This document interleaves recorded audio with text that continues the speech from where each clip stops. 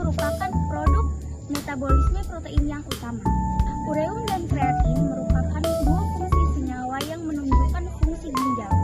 Ureum dihasilkan di hati dan diekspresikan melalui ginjal, sedangkan kreatinin yaitu metabolisme otot yang diekspresikan melalui ginjal.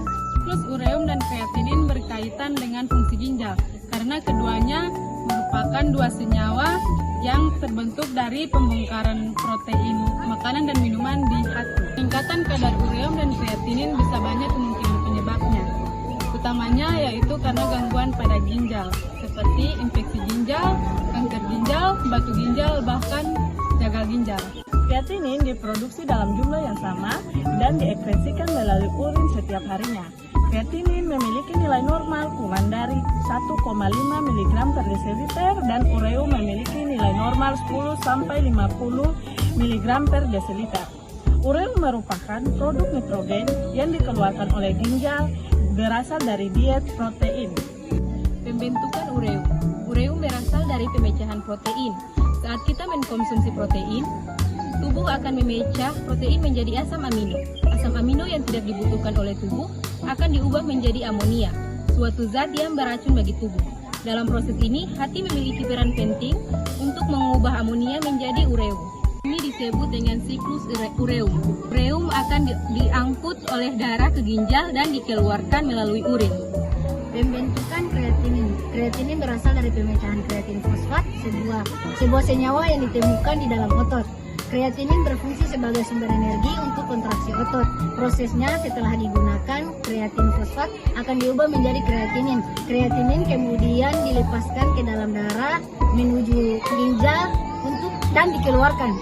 Langsung ureum bereaksi dengan reagen tertentu membentuk bersenyawa yang intensitasnya sebanding dengan konsentrasi ureum. Bahan yang digunakan dalam metode kolorimetri langsung, yang pertama adalah reagen spesifik untuk ureum, yang kedua buffer, yang ketiga standar ureum, dan yang keempat sampel darah atau urin.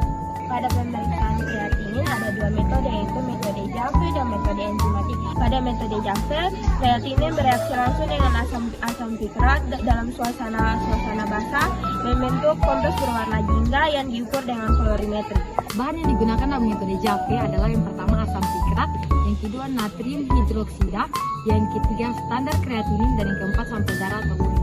Pada metode enzimatik, kreatinin bereaksi langsung dengan senyawa lainnya yang diukur dengan elektrokimia atau kolorimetri. Bahan yang digunakan dalam metode enzimatik, yang pertama enzim yang spesifik untuk kreatinin, dua reagen warna, tiga buffer, empat standar kreatinin, dan yang terakhir sampel darah atau urin. Interpretasi hasil, ureum meningkat dapat menunjukkan kerusakan ginjal, dehidrasi, peningkatan metabolisme protein. Kreatinin meningkat biasanya terkait dengan fungsi ginjal. Ureum atau kreatinin bisa memberikan informasi tambahan, misalnya untuk membedakan antara masalah ginjal akut dan kronis. Nilai normalnya pria 0,6 sampai 1,2 mg per desiliter, wanita 0,5 sampai 1,1 mg per desiliter.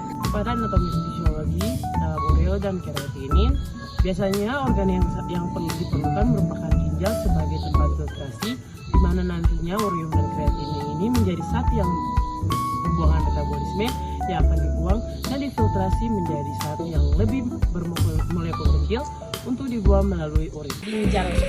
Gagal ginjal kondisi di mana ginjal tidak mampu untuk menyaring limbah dan kelebihan cairan dari darah. Sedangkan penyakit kardiovaskuler, penyakit jantung yang menyebabkan aliran darah ke ginjal, dan kondisi metabolik, penyakit yang menyebabkan kerusakan ginjal dan iblis waktu. Ada beberapa jenis penyakit yang berhubungan dengan peningkatan kadar ureum dan kreatinin.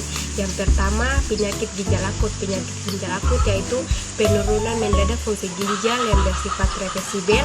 Yang kedua, penyakit ginjal kronis. Penyakit ginjal kronis yaitu penurunan fungsi ginjal secara progresif dan permanen. Yang ketiga, dehidrasi yaitu kondisi di mana tubuh kehilangan berbagai cairan daripada yang diperoleh. Yang keempat, penyakit hati. Penyakit hati yaitu gangguan fungsi hati yang dapat mempengaruhi metabolisme protein.